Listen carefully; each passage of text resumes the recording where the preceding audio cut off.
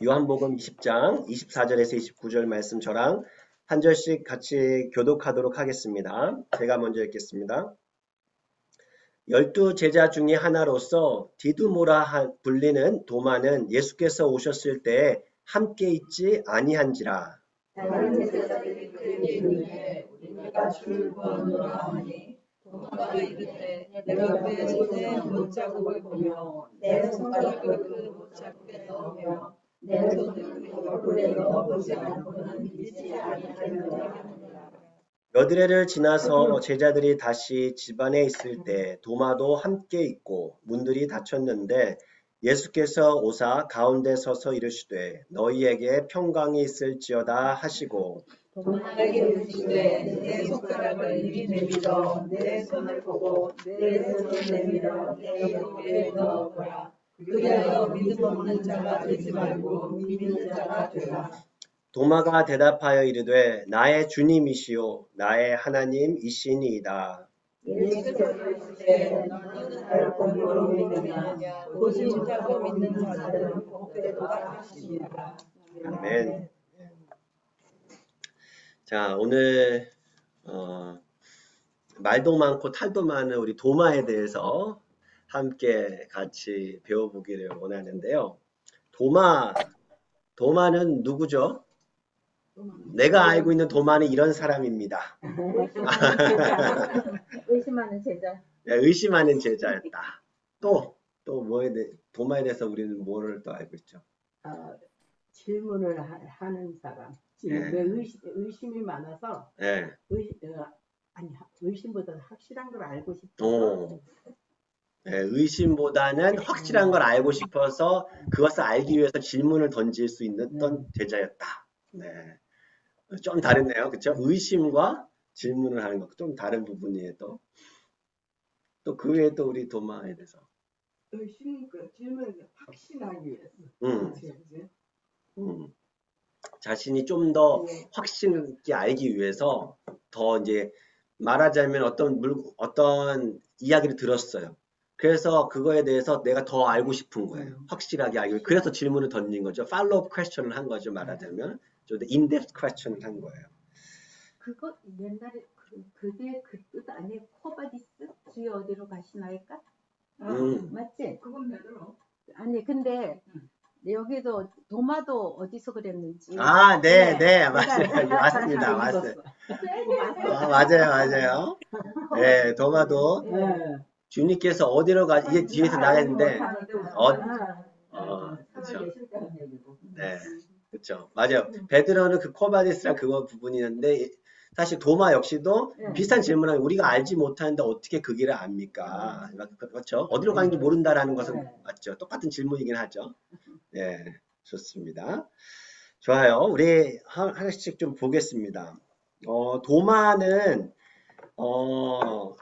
도마라는 단어는요, 히브리어로 도마예요. 그렇죠? 헬라어로는 드드모. 네, 좋습니다. 근데 그 뜻은 똑같아요. 네, 뜻이 뭐예요? 쌍둥. 쌍둥이라는 뜻을 갖고 있습니다. 웃어. 나 쌍둥이 아는데. 네. 그러니까 불만 갖지 말라고.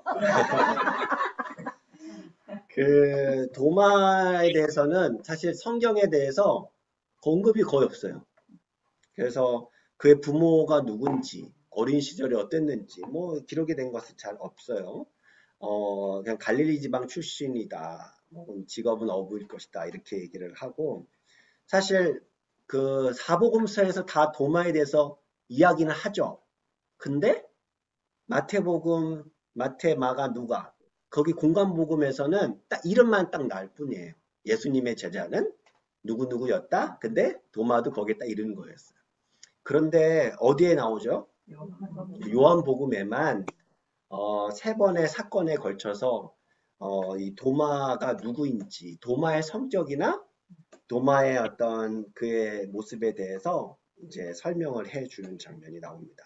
그리고 또 도마의 이름이 어디 나오냐면 사도행전 1장에 보면 도마가 이제 그 제자들이 이제 마가의 다락방 올라갈 때 그 다락방에 올라간 사람들 이름을 쭉 나열하는데 거기에 도마도 있어요.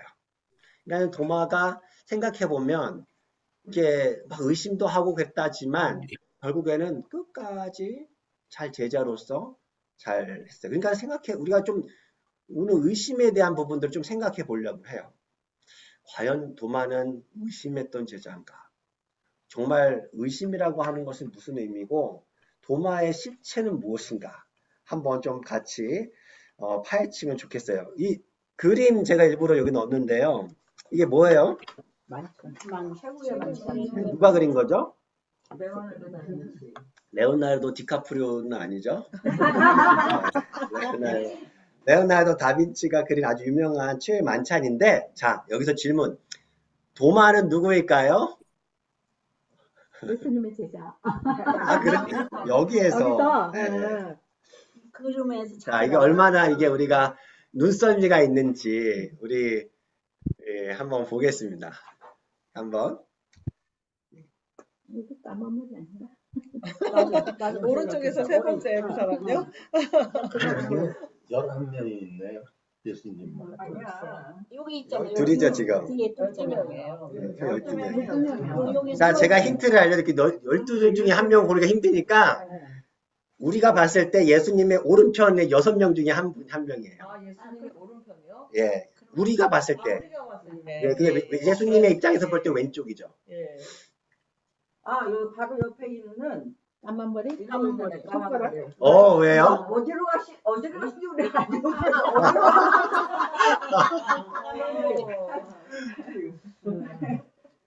예. 다른 사람들은 어때요? 예수님 옆에 네.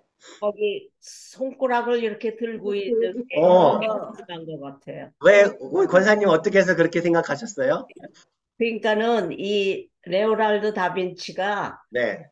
그 도마에 그 얘기를 거기다 표현하기 위해서 손가락을 옆구리에 집어넣고 네. 손바닥에도 넣어보고 네. 하는 것을 강조하기 위해서 레오나르도 다빈치가 손가락을 이렇게 전인데 뭐 그래 속고를 옆고를 아니, 근데 의미 그냥 예, 그렇죠. 예, 우리 다른 분들도 다 동의하세요? 그런 것도 갖고.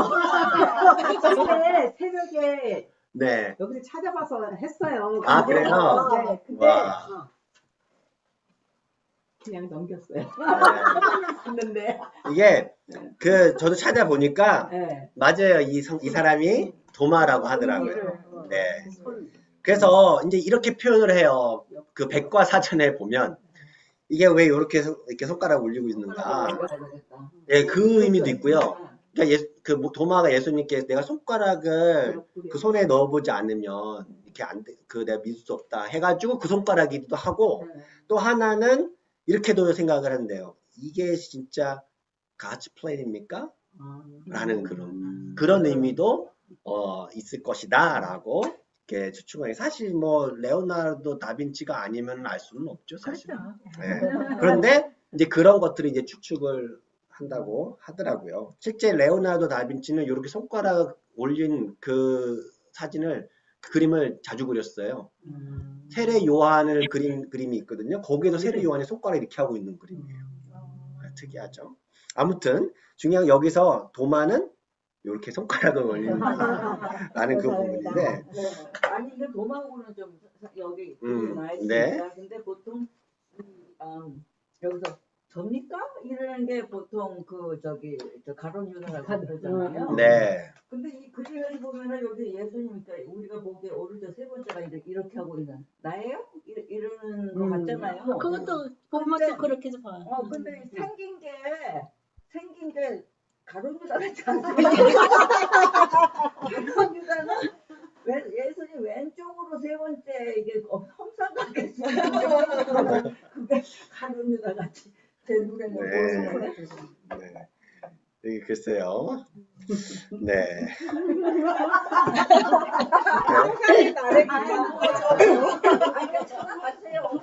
가까이 가니까 사람들이 다 착하게 보이더라고. 아니, 악하게 안 보이고. 근데 누가 그러더라고. 지금 예수님 그러니까는 예수님의 오른쪽에 있는 이러고 있는 애가 이제 사도 요한인데 그 사도 요한과 가룟 유다가 세임 모델이래. 근데 처음에 요한을 그려놓고 가룟 유다를 찾으러 많이 다니는데 그 오래 다니다가 없어서 찾았는데 나중에 이제 그 사람을 가룟 유다를 그렸는데 보니까 그 사람이 요한이었어. 그래서 이제 그렇게 얼굴 보였다. 이게 뭐 진짜인지 가짜인지 그렇게 읽었어요. 네, 좋습니다. 그래갖고 그 사람이 물었대. 아, 내가 이 삶이 이렇게 하다 보니까 얼굴이 그렇게 그러니까 옛날에는 요한의 가장 사랑받는 제자의 모델이 됐는데 지금은 예수님을 파는 사람의 그 모델. 감사합니다. 또 그런 또 짤막한 이야기도 나눠주셔서 감사합니다.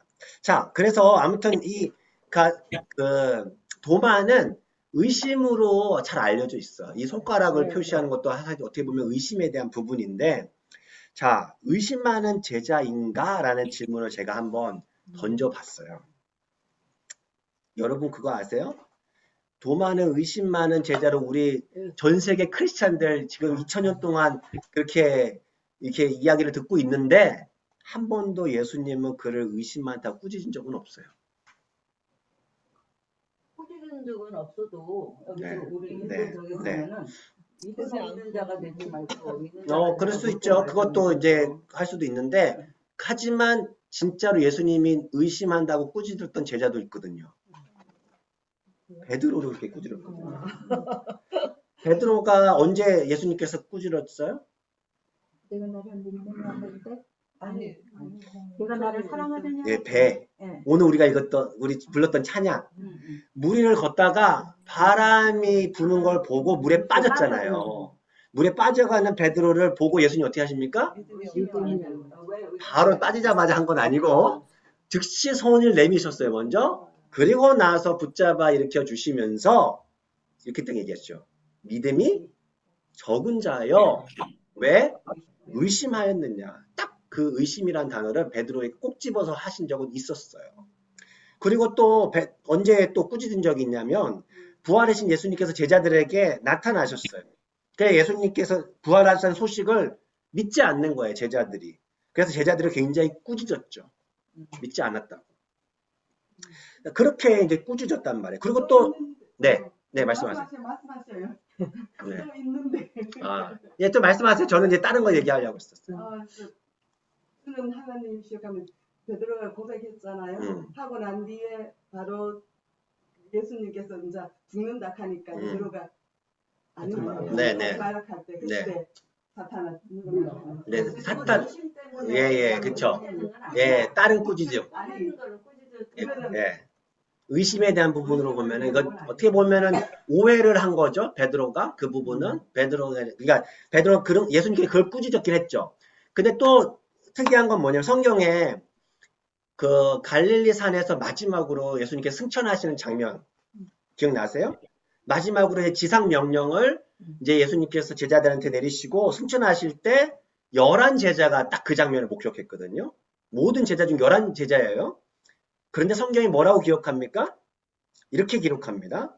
11 제자가 예수를 배웠고 경배하나 아직도 의심하는 사람들이 있더라 라고 얘기를 해요.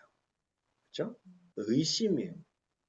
그러니까 거기에서 얘기를 한 적은 있지만 도마에게 사실 의심했다라고 막 꾸짖었던 적은 없는데 도마는 2000년 동안 나우를 도마 이렇게 그런 오명을 항상 갖고 살아왔던 것이 사실입니다. 예, 근데요, 목사님, 저거 좀 생각을 조금 달리하는데요. 네네. 도마가 의심하는 사람이 아니고 음. 정확한 사람. 음. 그런가 하면 그게 지금 사실 과학적으로 따지면은 옆구리가 손가락 놓더니 뚫렸다. 그것도 과학적으로는 말이 안 되죠. 이런가 하면은 그게 이 모든 생명체는 힐링이 되기 때문에 네. 그게 구멍이 뚫리면은 얼마 있으면은 이제 이렇게 힐링이 되거든요. 그래서 제가 보는 도마는 오히려 조금 확실한 확립. 거를 원하는 예. 확실한 거를. 확신한 걸 원한다. 예. 요즘에 그런 사람 합리적이다. 예, 뭐 그렇죠. 이성적이다. 근데 뭐 한 이렇게. 가지는 네. 제가 지난번에 마리아가 이제 의심했죠, 처음에는. 네. 자기가 잉태. 그래서 제가 어떤 사람이 얘기를 하길래 그게 참 좋은 것 같아. 성령으로 거듭나지 않으면 그걸 믿을 수가 없다고. 그런 거죠. 그러니까 우리도 지금 그게 다. 그러니까 저는 제일 중요한 건 뭔가 하면 성령으로 거듭난 사람이 믿을 수 있는 믿음. 그래서 왜 중요한가 하면 조금 공부했던 사람은 다 뭘 가지고 의심하는가 하면 어떻게 처녀가 잉태하냐. 그거에 네. 대한 할 말이 없잖아요. 뭐 말은 네. 많지만도. 네. 그러니까 역시 그것도 내가 보니까는 음. 이렇게 정말 거듭나 가지고 이렇게 무조건 하나님의 말씀을 믿는다. 그럴 때 해결될 것 같아. 네. 네, 좋습니다. 그러니까 결론은 뭔가 하면 도마가 이렇게 의심스럽고 나쁜 사람이라고 보다면 오히려 과학적으로 정확한 사람이다. 네. 그렇게 얘기를 하고 싶어요. 네, 나쁜 사람은 아니에요. 우리 장로님께서 말을 그렇게 하신 건데, 네, 뭐 나쁘다기보다도, 네, 우리가 흔히 생각할 때 왠지 의심은 부정적으로 인식이 되어 온 거죠. 그러니까는, 그래서 다우터, 왠지 도마는 약간 제재의 자격이 약간 조금 떨어지는 듯한 느낌? 그런 걸 좀 받아온 게 사실인 거죠. 그러니까, 그러니까 요는 여기서 요한 사도가 얘기하고 싶은 건 뭔가 하면은 하나님의 말씀하신 거는 무조건 믿어라 그거네요. 그러니까 네, 보지 우리 않고도 좀 천천히 가도 될 것 같아요, 장로님. 그러니까 네. 그게 안 되면은 그게 안 되면 우리가 신앙생활 할 수가 없죠. 네, 좋습니다. 그러니까 또 하나씩 보면은요, 의심은요, 도마의 전유물이 사실 아니었어요. 그 얘기를 해주고 있는 거예요. 그러니까 의심은요, 수제자 베드로에게서부터 모든 제자들의 공통적인 모습이었다라는 걸 보여주는 거예요. 그렇죠? 그러니까 의심했다는 게 도마만 의심해가지고 얘는 의심한 제자. 이게 잘못된 인식인 거죠. 그래서 한번 찾아봤어요. 의심이 뭔가. 여러분, 의심이 뜻이 뭐예요? 의심은 뭐가 의심하는 거예요? 확신이 없는 확신이 없지. 확신이 없는 거? 그렇죠. 확신이 없는 부분. 네. 의심. 내가 뭔가 의심하면 어떤 상태가 나타나죠? 내가 뭔가 의심해. 알고 싶은 확실한 걸 알고 싶은 마음이 생기는 거죠. 내가 의심을 뭐 들어서나 내가 그걸 봤으면은 확신을 하지만 들은 거를 그 상대방이 상대방이 한 말을 내가 듣고 의심한 거는 내가 목격한 게 아니잖아. 내가 그걸 진실이 아니라. 그래서 의심하면 우리는 어떤 상태가 되죠? 의심하면은 내 안에 어떤 상태가 돼요? 불신, 네, 믿지 못하는. 네. 자꾸만 퍼스트 마크가 생겨가지고 네. 진짜 이랬나 하면서 더 의심이 더 커지는 것 같아요. 커져요. 의심이 네. 커진다. 의심 한 번 하면 더 커진다. 네. 네. 좋아요. 의심은요, 이런 의미예요. 이중 입장을 취하는 거예요. 그러니까 말하자면 더블 스탠스를 내가 취하는 거예요. 의심하게 되는 경우는 보통 어떤 장면을 떠올리면 되냐면요, 두 갈래 길이 있어요. 두 갈래 길에서 뭐 하는 거예요? 그거예요. 이게 그래서 선택하지 못하고 멈춰 있는 게 의심하는 거예요. 그리고 나서 보면 의심할 때 우리는 제가 아까 여쭤본 게 어떤 상태가 되냐면 뭐 하지 않아요. 내가 뭔가 의심을 하면은 내가 뭔가 움직이지 않아요. 행동을 취하지 않아요. 그러니까 내가 A도 선택하지 않고 B도 선택하지 않는 거예요. 의심이 될 때. 그래서 의심은요, 이중 입장을 취하는 것, 두 갈래 길에서 멈춰 있는 것을 얘기합니다. 아까 제가 예수님을 한밤중에 폭풍과 있는 장면에서 바다로 건너오는 예수님을 보았던 베드로 이야기를 했어요. 베드로가 예수님을 제자들이 목격했을 때 몇 시였는 줄 아세요? 3시. 네, 3시. 4경이라고 해요. 4경. 4경이 뭐라고 하냐면은 이스라엘은 유대인들은 4경이 이게 1경, 2경, 3경, 4경 이렇게 있죠. 4경이 제일 마지막이에요. 그러니까 새벽 3시에서 6시 사이예요. 새벽 3시에서 6시 사이가 4경이에요. 4시간이고요. 예, 예. 4시는 우리가 생각하는 거고. 근데 그때 한참 새벽인 시간이에요. 그때 갈릴리에 아주 깜깜한 바람이 거세게 불어가지고 지금 고난에 다가오고 이제 죽겠다 우리 이렇게 하면은 하는 그때 예수님이 걸어오셨던 거예요. 그러니까 예수님을 보고 나자 제자들이 뭐라고 생각했습니까? 유령이다. 그러면서 제자들을 안심시키면서 예수님이 나다 놀라지 말라고 하셨어요. 그러니까 베드로 뭐라고 합니까?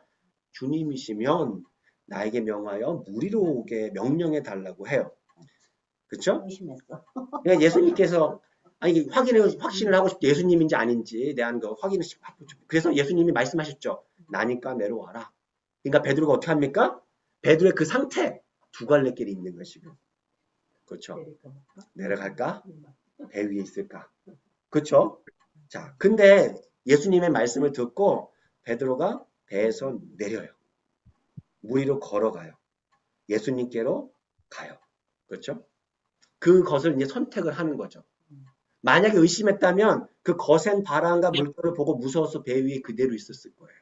그러니까 믿음을 가지고 선택을 했던 행동과 의심을 가지고 있었을 때 모습이 완전히 달라져요. 자, 근데 베드로는 믿음을 선택한 거예요. 그래서 배에 내려서 물 위로 걸어 예수님 가죠. 어떻게 되죠?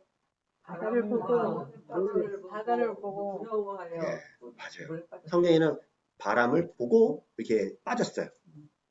바람을 왜 보고 빠져버렸습니까? 무서웠어요. 그렇죠? 결국 거기에서 뭐가 나타난 거예요? 의심이 든 거죠. 내가 건네.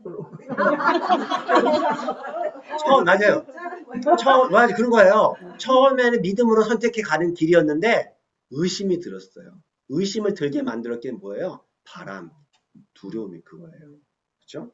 의심을 선택하니까 거기서 멈춰버린 거죠. 계속 갔어야 되는데. 그렇죠? 그러니까 생각해 보면은 육지에서 거기 성경은 의도적이 아니라 그런 상황을 묘사해 줘요. 육지에서 술이나 떨어져 있대요. 몇 킬로씩 떨어져 있었대요. 새벽 3시에 너무 풍랑이 임했대요. 이게 무슨 상태예요? 아무도 도움을 받을 수 없는, 누구한테 도움을 구할 수도 없는 상태라는 거예요. 가장 취약한 시간, 무력한 시간이에요. 그 시간에 한 가지 우리에게 주는 레슨이 있어요. 그 시간은요, 두려움과 절망의 시간인 거 분명한데 또 다른 반대로 생각하면 어떤 시간이에요? 예수님을 경험할 수 있는 은혜의 시간이 될 수도 있다는 거예요. 근데 그게 뭐에 달렸다는 거예요? 믿음에 달려있다는 거예요. 내가 아무것도 할 수 없어. 자꾸 의심이 들 수 있을 만한 두려움이 있어. 그때 의심으로 멈추지 말고 믿음으로 걸어가라는 거죠. 자, 근데 중요한 건 뭐냐면 여기서 문제가 생겼어요. 아까 베드로가 걸어갔어요. 근데 물에 빠졌어요. 왜요? 의심했기 때문에. 그 얘기는 뭐예요? 의심하는 게 믿음보다 더 컸던 거죠. 그렇죠? 믿음이 한마디로 작았던 거예요. 예수님이 말씀하신 대로. 베드로가 살았던 이유는 결국엔 뭐 때문에 살았어요? 예, 그렇죠. 예수님의 은혜였던 거예요. 생각해 보면 이거예요. 그 베드로의 작은 믿음보다 더 중요한 게 그래서 예수님의 은혜가 중요하다라는 거예요. 그 갈릴리에서 베드로는 예수님을 보고 믿음을 선택해서 물 위를 걷다가 바람을 보고 의심이 들었어요.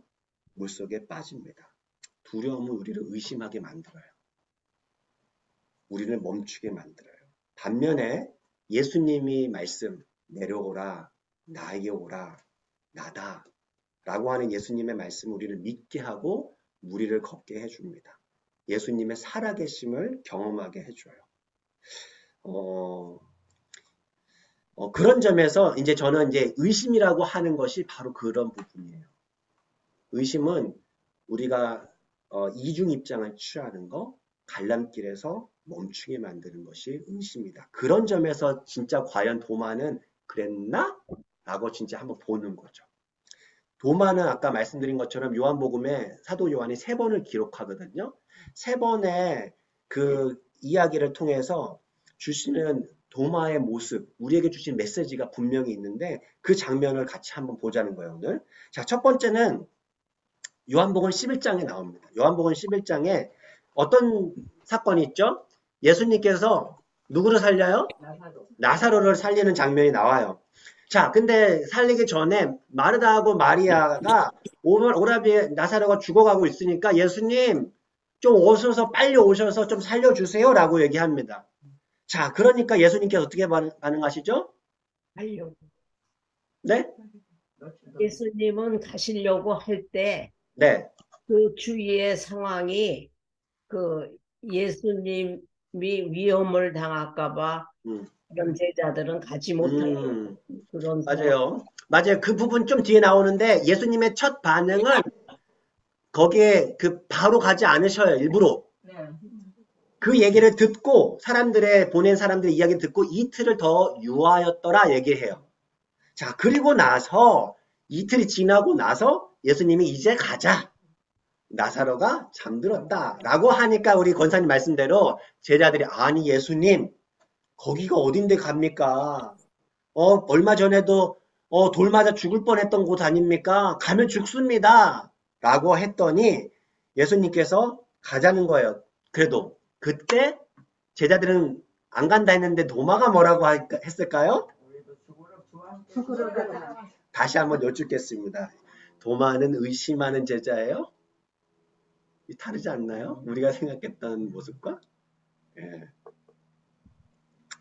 의리가 많은 사람. 네. 아주 도마는요, 사실 베드로처럼 아주 다혈질적인 부분이 있어요. 혈기가 왕성해. 베드로도 그랬잖아요. 우리도 같이 제가 예수님을 죽겠습니다. 라고 했잖아요. 도마도 그런 어떤 혈기가 있었어요. 예수님에 열정이 있었다는 거예요. 이게 우리가 생각하는 그 의심과 조금 다른 행동이에요. 예, 제가 지금 지금 하고 있는 게 도마의 지금 오해를 지금 풀어들고 있는 중이에요. 천국 가면 도마에게 내가 칭찬드려요. 네. 예. 자, 근데 자 여러분, 도마가 그러니까 도마는 굉장히 용기 있는 자처럼 분명히 보이는 게 사실이에요. 자, 그런데 여기서 제가 조금만 더 우리 도마의 모습을 좀 파헤치면 좋겠다 싶었어요. 여러분, 도마는 그 상황에서 예수님의 의도를 다 알고 있었을까요? 네. 예수님께서 사실 예수님이 제자들한테 가자 할 때, 야, 가서 우리 다 같이 죽자라는 말이었을까요? 요청이었어, 사실.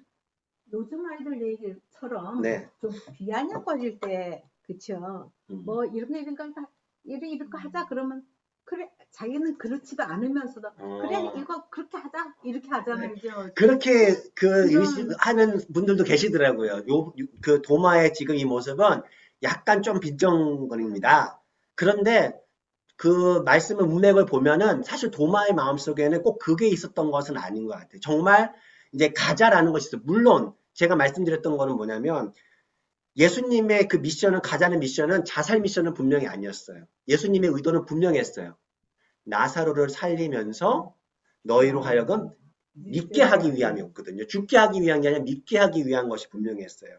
그러니까 제가 여기서 이제 던지는 질문은 뭐냐면 도마는 정말 예수님과 함께 죽을 용기가 있었느냐라는 거를 던지는 거예요. 함께 있으면 죽을 리가 없다고 믿고 있었어요. 오, 그런 믿음이, 그럴 수도 있어요. 어쩌냐? 네.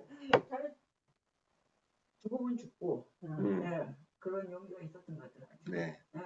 근데 혼자는 아니야. 그래서 어떤 사람은 그 도마는 굉장히 공동체 의식이 강하다라고 얘기도 하고 있어요. 죽는 것도 같이 죽자. 우리 같이 가자. 저는 예수님하고 뭐 같이 가겠습니다. 죽으러도 가겠습니다. 이게 아니잖아요. 우리 함께 죽으러 가자. 그래서 그런 의미로 공동체 의식이 강한 사람이다라고 얘기하는 분도 있었어요. 근데 생각해보면 도마는 정말로 예수님과 함께 죽을 만한 의지가 있었는가? 실제 그것이 사실인지 아닌지가 언제 드러납니까? 예수님이 붙잡히실 때 다른 제자들과 마찬가지로 도마도 예수님을 버리고 도망쳐요. 그렇죠? 그러니까 그 도마가 예수님이 거기 나사로를 살리러 가자 했을 때 그 발휘했던 어떤 용기 있었던 그 호기 그것은 정말로 예수님의 말씀을 이해하고 예수님의 십자가를 정말로 이해를 바탕으로 한 것이 아님을 우리는 잘 알고 있어요. 알게 되는 거예요. 그랬던 것 근데 같아요. 목사님, 네, 그렇지만 지금 말씀하신 거는 예수님이 돌아가시고 부활하기 전 아니에요, 그때는. 그렇죠, 그렇죠. 그러니까는 부활한 걸 보고 손가락을 넣어가지고 확인을 했으니까 네, 이제 도마가 좀 변할 수 있었겠죠. 아주. 그렇죠. 예, 근데 그 그러니까 뒤에 이제 변화가 이제 있는 거죠. 예, 그러니까 하지만 그럼에도 불구하고 이제 제가 말씀드리려고 하는 포인트, 우리가 보고 싶은 것은 이거예요. 도마는요, 그러니까 우리들 역시도 예수님의 말씀을 잘 몰라도 어쩌면 후원장담을 얼마든지는 할 수 있다는 거예요. 맞아요. 맞아요. 찬송할 때 맨날 그러잖아요. 네. 아골골짝 빈들에도 네. 예수만 따라. 네, 그런 거예요. 그러면서도 엄마는 그러면서 도마를 통해서 볼 수 있는 우리 모습을 발견해요.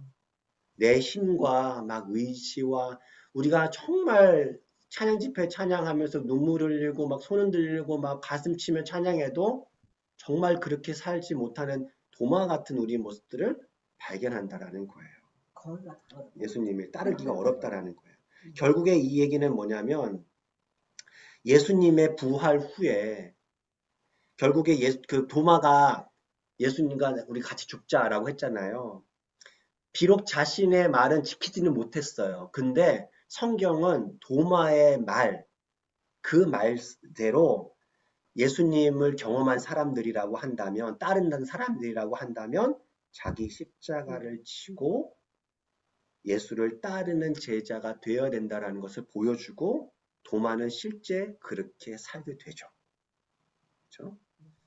그러니까 예수님을 잘 이해하지 못해도 말씀을 잘 몰라도 예수님 도마처럼 우리 예수님과 함께 가서 죽자라고 얼마든지 의협심 강한 말을 우리는 할 수 있을지 몰라요. 막상 가슴 네.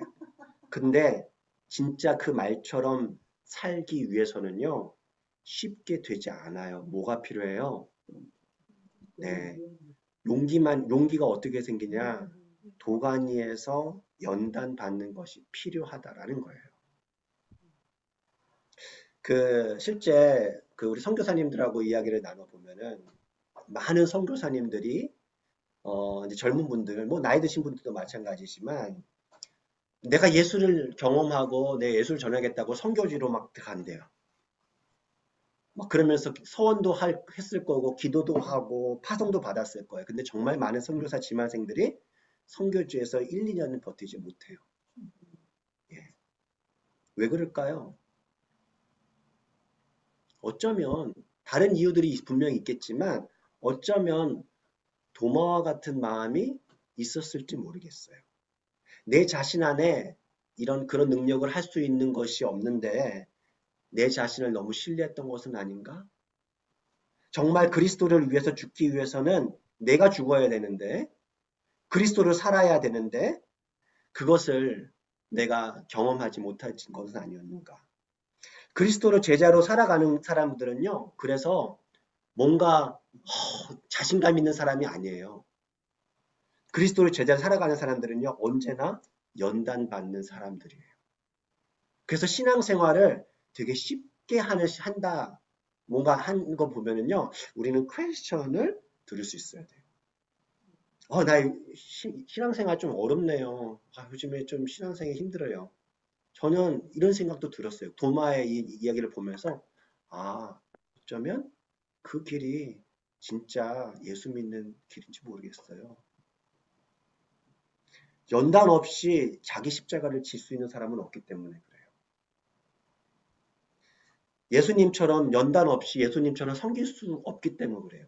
우리는 세상 사람들도 열심히 잘 섬긴다고 하지만 내가 기분 좋을 때, 내가 잘할 수 있을 때는 얼마든지 할 수 있어요. 맞아요. 그리고 내가 좋을 때는, 내가 기분 좋을 때는, 혹은 내가 좋아하는 사람들과 할 때는, 그런데 그렇지 않을 때는 얼마든지 나는 그 일을 안 하기도 하거든요.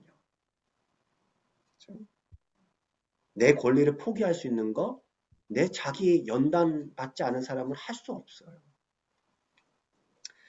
여러분, 우리가 질문을 던져볼 필요가 있어요. 나는 예수의 제자로 살기 위해서 연단 받은 적이 있는가? 나는 신앙생활이 정말 힘들었던 적이 있는가? 분명히 그 연단의 시간이 오늘 우리로 하여금 도마보다 조금 더 나을 수 있게끔 입술로만 아니라 삶으로 우리가 고백했던 것을 살아낼 수 있는 데 더욱더 도움을 주었을 것은 분명해요. 그래서 성경에 보면은 야고보서에도 계속 그렇죠. 고난받는 것이 너희에게 유익이다. 그 얘기를 하는 거죠. 우리는 사실 쉽죠. 선택하고 싶지 않거든요. 선택하는 사람은 아무도 없어요. 일부러 선택할 필요도 없죠. 하지만 그것이 찾아왔을 때 우리가 어떻게 받아들일지 우리가 한번 생각해 볼 필요가 있는 것 같습니다. 자, 두 번째. 자, 첫 번째 우리도 주와 함께 죽으러 가자. 두 번째 장면은요. 예수님께서 최후의 만찬을 하신 후에 여러분 제자들의 발을 씻겨줬잖아요. 만찬장에서. 그리고 나서 이어서 예수님께서 제자들에게 내가 떠날 거야 라고 알려주셨어요. 그러면서 너희는 마음에 근심하지 말라. 나를 믿으라 하면서 위로해 주셨어요. 그리고 나서 제자들에게 이렇게 얘기해 줬죠. 내가 너희를 위하여 처소로 예배하러 간다. 내가 다시 와서 너희를 영접해서 나 있는 곳에 너희를 있게 할 거야. 내가 가는 길을 너희가 알아. 라고 말씀해 주셨어요. 그때 누가 얘기합니까? 네, 도마가 얘기합니다. 주여, 주께서 어디로 가시는지 우리가 알지 못하거늘 그 길을 어찌 알겠사옵나이까. 자, 여기서 도마가 내가 알지 못하거늘이라고 안 하고요. 우리가 알지 못한다고 얘기를 해요. 그 얘기는 무엇을 의미할까요? 왜 우리라고 했을까요? 공동체의식. 맞아. 맞아요. 사실 도마에는 진짜 공동체의식이 있었던 것 같아요. 진짜로. 그렇죠? 사실 도마가 예수님께서 딱 얘기했을 때 만찬석에 분명히 예수님의 이야기를 듣고 제자들이 서로를 보았을 것 같아요. 뭐라고? 뭐라는 거야? 하면서 서로 보니까 나도 몰라. 나도 몰라. 그러니까 도마가 딱 파악하고 대표로 통때를 매는 거죠. 나도 무슨지 말인지 모르겠어. 재밌는 건 잘 생각해 보세요. 확실히 도마 같아요, 이거. 네, 맞아요. 그래서 확실히 도마는 맞대요. 이게. 그러니까 제자들은요, 모두 다 같이 예수님의 말씀을 다 깨닫지는 못했어요. 근데 깨닫지도 못했는데 뭐를 안 해요? 질문도 안 해요. 누구만 빼고? 도마만 빼고. 나도 질문도 안 하잖아. 적어도요, 도마는 모르는 것을 모른다라고 솔직하게 질문했던 제자였어요. 모르면서 가만히 있는 경우들이 많죠. 혹은 모르면서도 가만히 있으면 중간이나 간다고. 네, 아는 척 하는데. 그러니까 도마에게서 배울 수 있는 거 한 가지 자세가, 신앙함의 자세가 이런 부분이라는 거예요. 자신의 무지에 대해서 정직한 거죠. 저는 처음부터 모른다 그랬잖아요. 네. 그래서 근데 중요한 것은요, 모르는 것을 자랑할 필요는 없어요. 중요한 거는 나는 모르니까 난 몰라 이게 아니라 나는 모릅니다 하는 것을. 권사님 더 잘 알아요. 말하다가 중간에 막 안다고 이래요. 모른다고 해놓고. 네, 아니게 자, 근데 모르는 걸 창피하는 것 잘하는 것도 아니고 반대로 창피하지도 않아요. 그렇죠? 정직하게 나는 이런 부분은 알겠지만 예수님 이런 부분은 모르겠습니다 라고 하는 거예요. 그 말씀을 더 알고 싶습니다. 용기 있게 배우려고 했던 제자가 도마였다는 것을 우리는 다시 한번 볼 필요가 있습니다. 여러분, 우리들의 신앙은 어땠나요? 우리들 질문을 잘 하나요? 질문 못해요. 뭘 알아야 질문을 하는데. 근데 그게 지금 말씀하신 게 되게 중요한 부분이에요. 이게 내가 모르면은요, 질문 안 한다는 것은 첫 번째 하나의 증거는 내가 모르기 때문에 안 하는 것도 있어요. 실제. 사실 몰라서 못하는 거죠. 네, 모르기 때문에 안 하는 것도 분명히 있어요. 예, 그러니까 사실 모르면은 질문을 해야 되는 것이 정상인데 어떤 대해서 아무것도 모르기 때문에 질문 안 할 수가 맞아요. 할 수가 없는 거지. 네, 맞아요. 그것도 사실입니다. 자, 근데 또 있어요. 질문을 안 한 이유는 또 있죠. 모르기 때문에 안 한 것도 있고 또 뭐가 있죠? 아까 말씀하신 창피해서 못 하는 것도 있어요. 그렇죠. 괜히 쑥스러워서 못하는 거. 네, 맞아요. 이제 손 흔들면은 빨리 수업 끝나고 집에 가야 되는데 자꾸 질문하면은 이제 수업이 늦어지고 막 이런 것들. 우리 한국에서 그랬거든요. 왠지 학교에서. 걔는 꼭 쟤는 맨날 손 들어. 이렇게. 별로 안 좋아요. 우리 한국에서. 쑥스러워서 그 말이 맞을까 틀릴까? 맞아요. 또 그런 것도 그래서 있어요. 못하는 거지. 예, 왠지 틀릴까봐 혹은 틀린 말을 할까봐 좀 쑥스러운 창피한 부분이 진짜 맞아요. 맞아요. 실제 저도 진짜 질문하기가 쉽지가 않아요. 보면은. 그러니까 사장님은 그러시면 안 되죠. 아니 저는 이제 질문을 자주 하는 입장이니까 괜찮은데 여기서 우리 공동체에서 이제 저 역시도 뭔가 어디 이제 사실 오늘 오기 전에 서치 커뮤니티 우리 총무 뽑는 공천위원회 제가 들어가 있거든요. 그래서 인터뷰를 해요, 후보자들. 근데 인터뷰를 하는데 질문을 던져야 되잖아요. 이게 무슨 질문 던져야 되나. 이렇게 그래서 열심히 용기를 내서 몇 개를 했죠. 네. 그러니까 그런 것들이 예를 들면 그런 질문 하나 던지는 것이 때로는 쉽지는 않거든요. 그러니까 뭐냐면 또 이런 우리가 문화도 있어요. 무조건 들어. 듣기만 해. 자꾸만 질문하자고 하지 않고 들어. 라고 하는 어린 시절부터 그렇게 우리가 억압적 교육을 받아. 혼나잖아요. 질문을 혼나는 경우도 있어요. 말대꾸한다 그래. 질문이 말대꾸로 우리는 그렇게 하기도 있죠. 이제 그런 부분들이에요. 근데 여러분 다시 한번 거꾸로 질문할게요. 왜 근데 질문해야 되죠? 알고 싶어서. 그렇죠. 확실히 알고 싶어. 네. 질문해야 돼요. 네. 맞아요. 확실히 더 알게 되는 거예요. 이해하게 돼요. 이해하게 되면은요, 뭐가 되냐면은, 우리가 물만, 겉에만 예를 들어서 그런 찬양 가사가 있죠.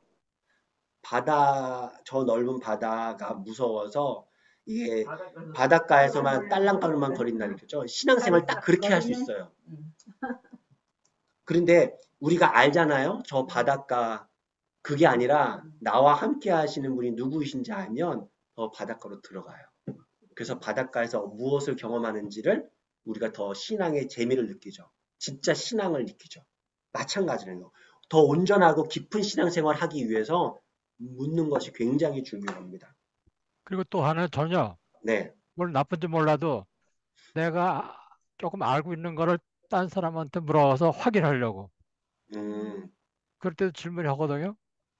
음, 네. 왜 확인을 해요? 다른 사람한테? 그러니까 내가 알고 있는 게 이게 확실한가. 오케이. 내가 알고 있는 것이 다른 사람들은 어떻게 다른 사람 이야기를 들으면서 내가 알고 있는 것이 확실한지 혹은 잘못된 건지 그걸 수정한다. 그런 의미도 있죠. 예, 좋네요. 그런 부분에서의 질문도 좋을 수 있죠. 자, 여러분 이런 거 있죠.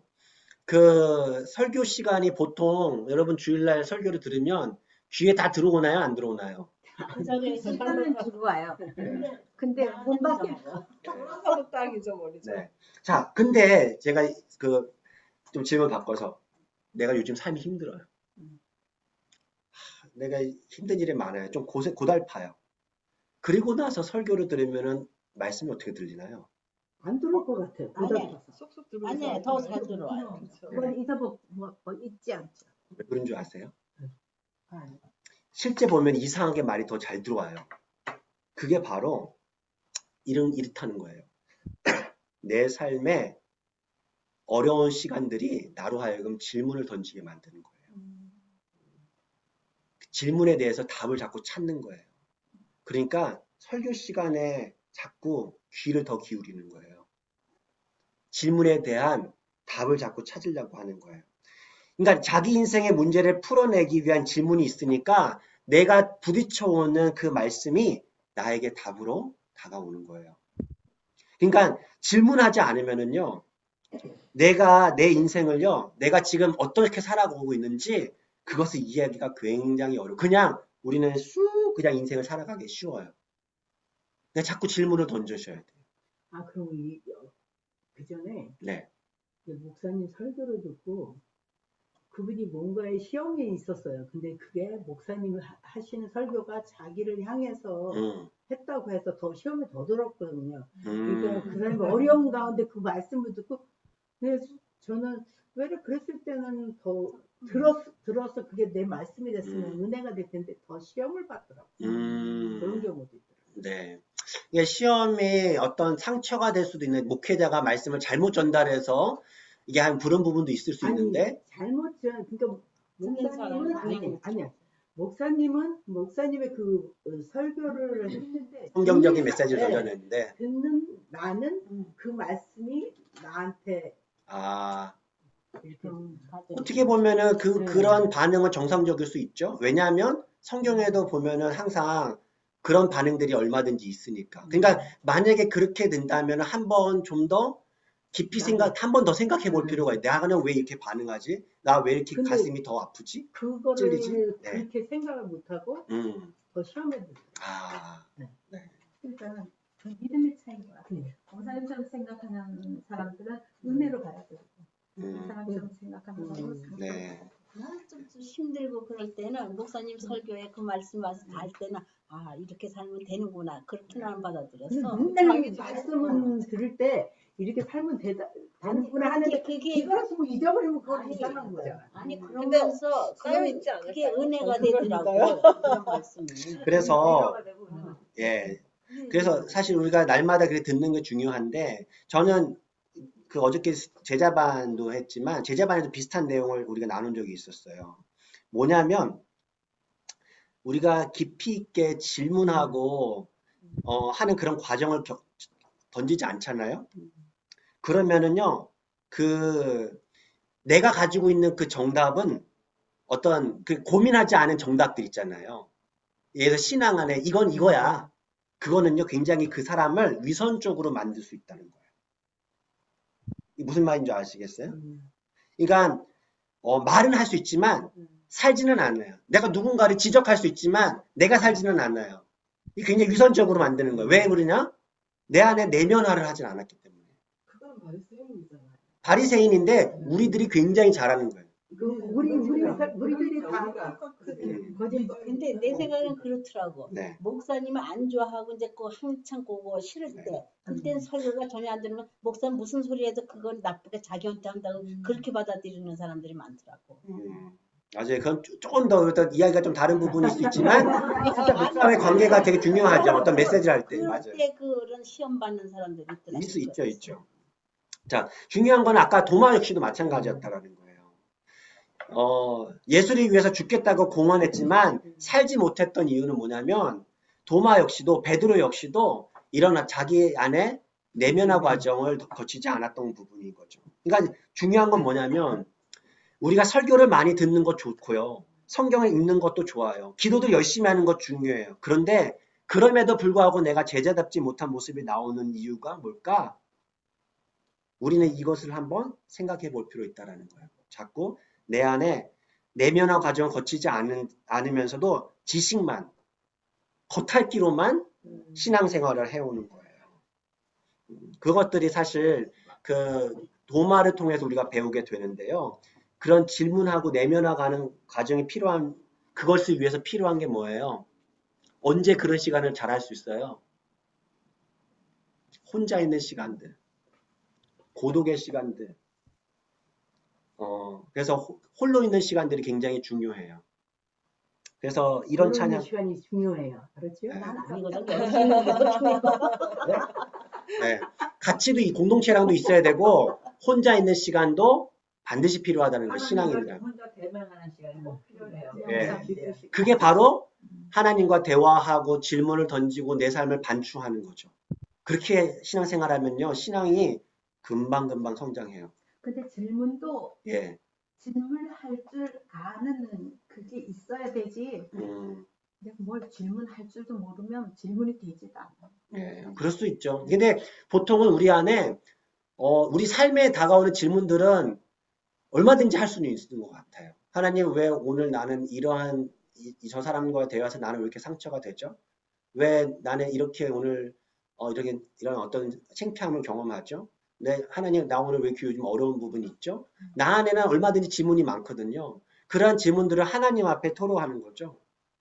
그래서 이런 찬양 가사가 하나 있어요. 그 가사만 제가 읽어드리면은요. 복잡한 곳에서 나와 나 홀로 조용히 앉아 내 안에 계신 그분 만나며 또 나를 만나는 시간. 혼자가 줄 수 있는 힘, 고요가 전해주는 세상은 알 수 없는 평안, 그런 평안. 나의 말들과 묵상 속으로 고독과 두려움 사이 좁다란 길을 지나 십자가 어디쯤 거기쯤에 푸르게 불어오는 위로의 바람, 그 바람.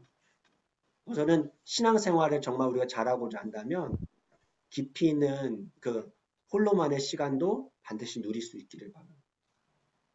자, 마지막으로 그 세 번째로 오늘 네, 누가 질문하셨나요? 네, 제가 환청이 들리나 봐요. 목사님 이런 것 같아가지고. 네. 오케이. 3번. 의심하는 도마라는 오명을 심어주었던 유명한 구절이에요. 사실. 자, 뭐라고 합니까? 내가 그의 손을 못자국을 보며 내 손가락을 그 못자국에 넣으며 내 손을 그 옆구리에 넣어보지 않고는 믿지 아니하겠노라. 요한은요, 이 요한복음을 쓸 때 도마에 관한 이야기를 들 때, 이 사람은 의심 많은 제자, 불러도 싸 라고 지적하는 것 같으세요? 아니요. 그것을 포인트를 하는 것 같아요? 그렇지 않다는 거예요. 뭐냐면은요, 왜 그러냐면 그 도마의 질문은요, 도마에 가지고 있던 혹 의심은요, 그가 아닌 모든 제자들의 것이었어요. 그래서 그 질문을 통해서 요한은요, 자꾸 이걸 알려줘요. 예수님께서는 항상 귀한 가르침을 팔로우업으로 주셔요. 그 질문이 있었기 때문에 예수님이 이런 가르침을 우리가 정말 우리들에게 되게 유익이 되는 그 가르침들을 줬다는 거예요. 그러니까 우리는 도마에게 고마워해야 돼, 사실. 용기 있는 질문을 던지는. 그래서 우리 항상 어디 공부할 때도 질문 많이 하시는 분들은 고마워해야 돼요. 나도 궁금했는데 저 사람이 대신해 주네. 이럴 때가 많지 않나요? 네, 마찬가지예요. 그래서 예수님께서 근데 이렇게 뭐라고 하십니까? 질문하는 도마에게 이렇게 응답하시죠. 유명한 말씀이죠. 믿음 없는 자가 되지 말고 믿는 자가 되라. 여러분, 이거는 답은 없어요. 도마가 예수님의 손에 손가락을 가져가고 예수님의 옷을 들어서 옷을 딱 이렇게 들어가지고 옆구리에 손을 넣었을까요? 안 했을까요? 안 했어요. 어떻게, 왜?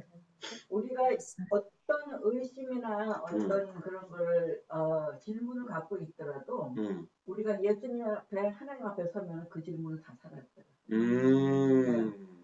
난 그래서 우리 하나님 만나면 어떤 질문을 할 것입니까? 뭐 이런 그런 얘기들을 많이 하는데 우리가 지금 이 세상 살면서 굉장히 많은 그런 질문들, 왜냐하면 우리가 희미하게 거울을 보는 것처럼 보이지만 맞아요.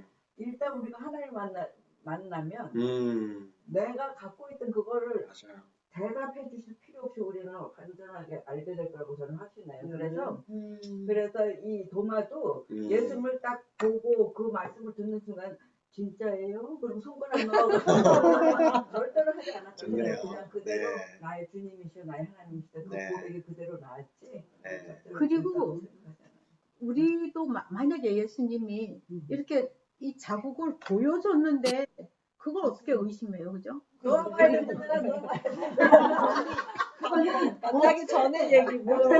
목사님, 예수님이 안 계실 때는 그렇게 의심할 수 있지만 목사님이 목사님 예수님이 이렇게 이걸 다 보여주고 허리에 그거를 보여줬는 그 상황에서 어떻게 의심해요? 넣어보지 않고도 의심할 수 있죠.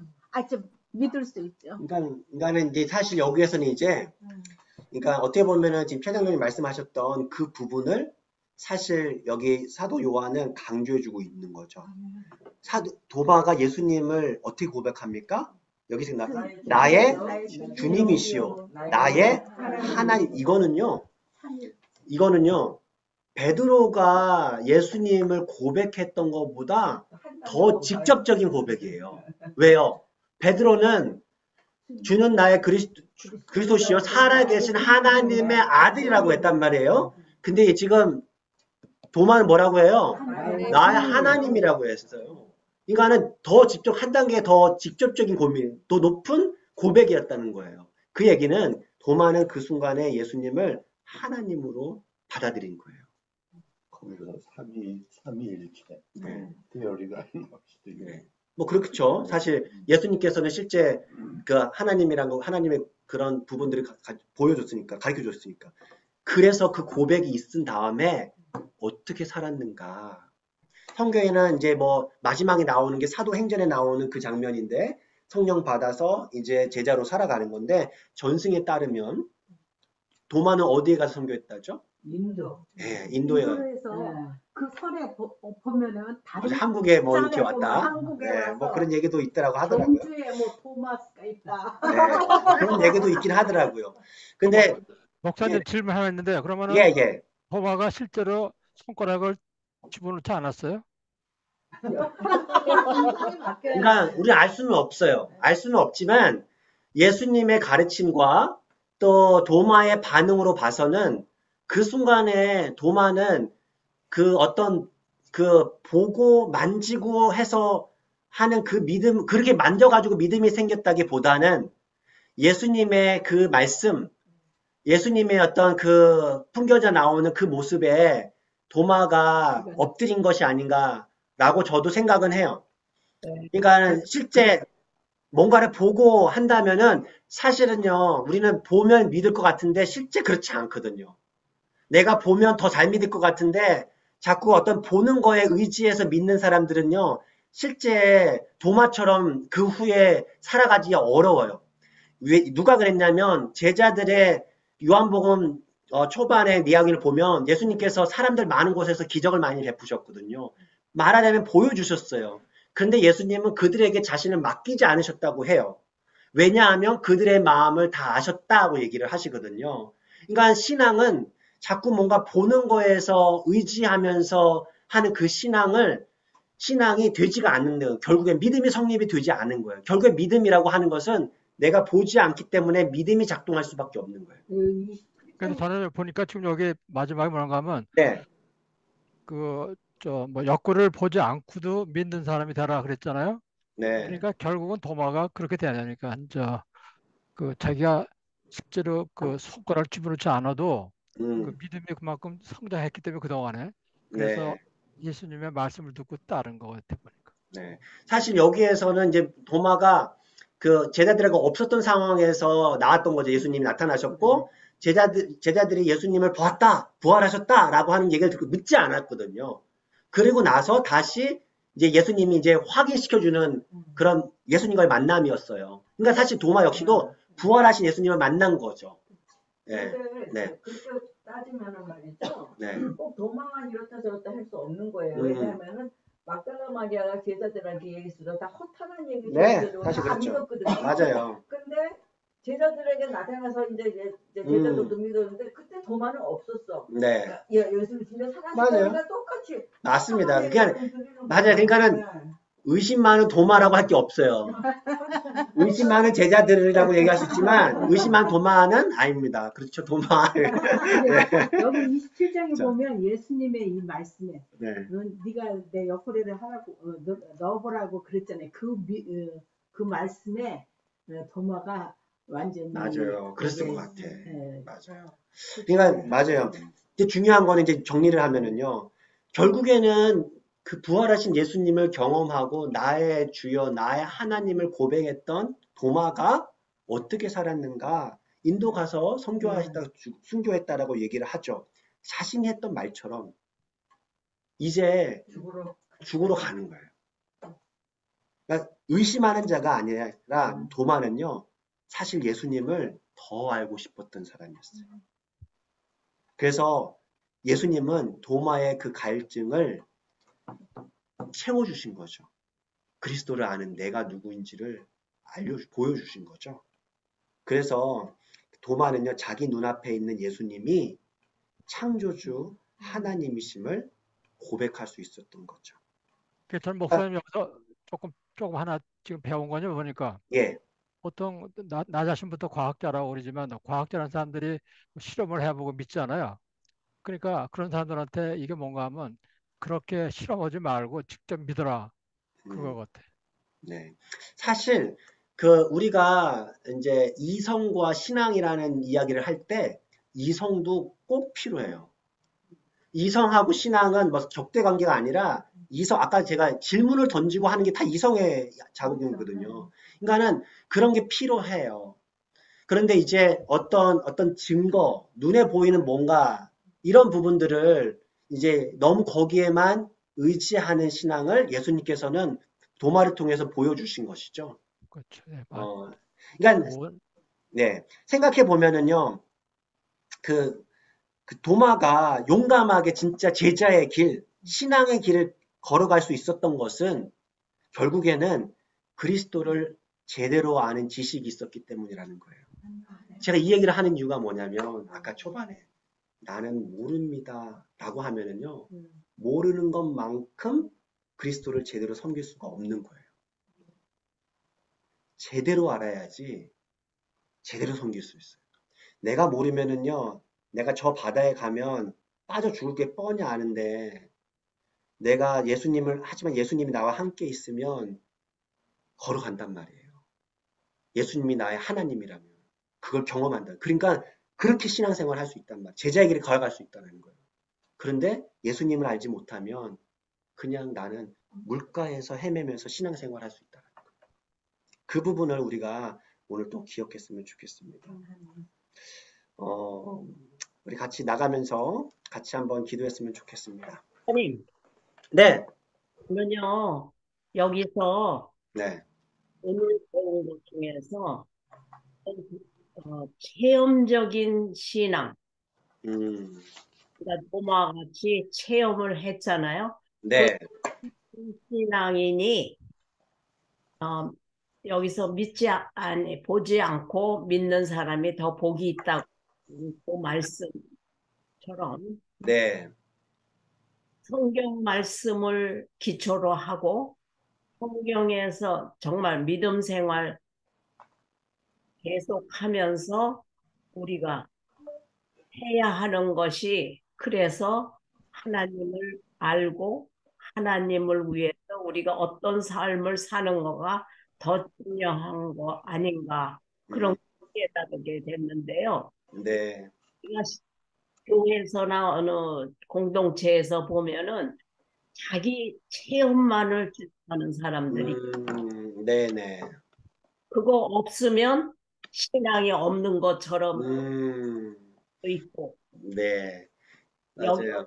중요한 거는 저는 예수님께서 그렇게 네, 말하신 그 말씀이 우리가 신하는데 음, 체험이 음, 중요한 게 아니고 또 네, 체험 때문에 신앙 간증하러 많이 다니는 사람들도 있잖아요. 네, 사랑하고 그런 사람한테 그러니까 그 체험을 통해서 다른 사람이 믿게 하는 것이 중요하지. 그러니까 그런 체험을 했다는 게 중요한 게 아니고 아니 그런 체험을 한 것을 통해서 다른 네, 사람들로 조금 믿음을 더 하게 하기 위한 그런 네, 간증이 되어야 하는데 네.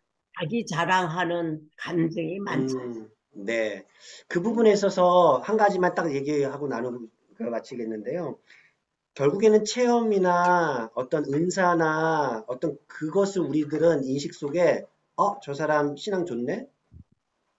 이렇게 생각하는데, 실제 그렇지 않거든요. 결국에는 뭐가 얘기를 하냐면, 그 사도 바울이 고린도 교회에다가 뭐라고 얘기했습니까? 고린도 교회는요, 은사가 많았던 교회였어요. 그런데 거기서 하나같이 너희들은 육신에 속한 자라고 이렇게 꾸짖거든요. 그러니까 아무리 은사가 많고 체험이 많고 해도 내 안에 성품이 그리스도의 안에 지식이 가득 차서 성품이 개발이 되지 않아요. 사랑이 없어요. 맨날 싸워요. 그거는 여전히 육신에 속한 자라는 거예요. 그러니까 아무리 체험을 가져가지고 정말 기적적인 것을 경험해서 사람들한테 간증을 해도 그 안에서 그 성품이 변화되지 않고 사랑이 없다면 알리는 깽가리. 예, 딱 그 얘기죠. 그러니까 그렇게 우리가 정리를 해보면 좋을 것 같아요. 우리 같이 이 시간 기도하실 때 주님, 제가 주님을 더 잘 알기를 원합니다. 주님을 더 알기 원하는 이유는 제가 더 온전히 따르기 원하기 때문입니다. 우리 삶에 크고 작은 질문들 가지고 주님 앞에 나아갈 때 주님, 도마에게 응답해 주신 것처럼 우리에게도 응답하여 주십시오. 그래서 우리도 나의 주, 나의 하나님 되신 예수 그리스도를 따르는 신실한 제자가 될 수 있도록 주님 도와주십시오. 하고 우리 같이 조용히 묵상으로 기도하면서 오늘 마치겠습니다. 같이 기도하겠습니다.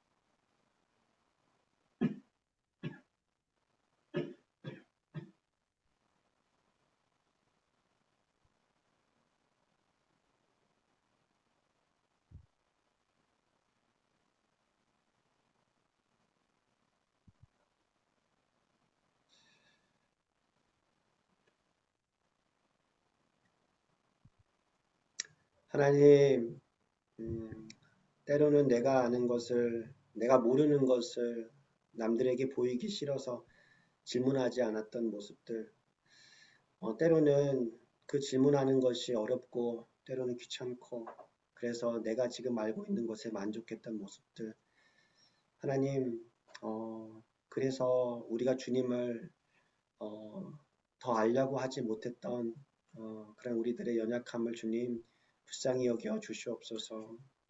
하나님, 우리가 가지고 있는 그 질문들 주님 앞에 가지고 나아갈 때 도마처럼 도마를 대해 주었던 예수님의 모습처럼 또 주님께서 우리에게 그렇게 응답하여 주실 것을 믿습니다.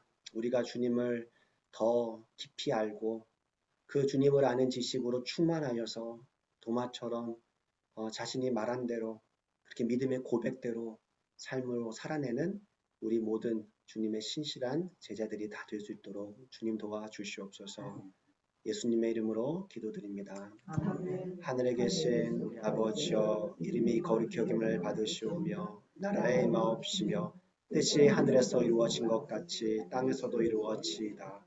오늘날 우리에게 일용할 양식을 주옵시고 우리가 우리에게 죄 지은 자를 사하여 준 것 같이 우리의 죄를 사하여 주옵시고 우리를 시험에 들게 하지 마옵시며 다만 악에서 구하옵소서. 대개 나라와 권세와 영광이 아버지께 영원히 있사옵나이다. 아멘. 네, 수고하셨습니다.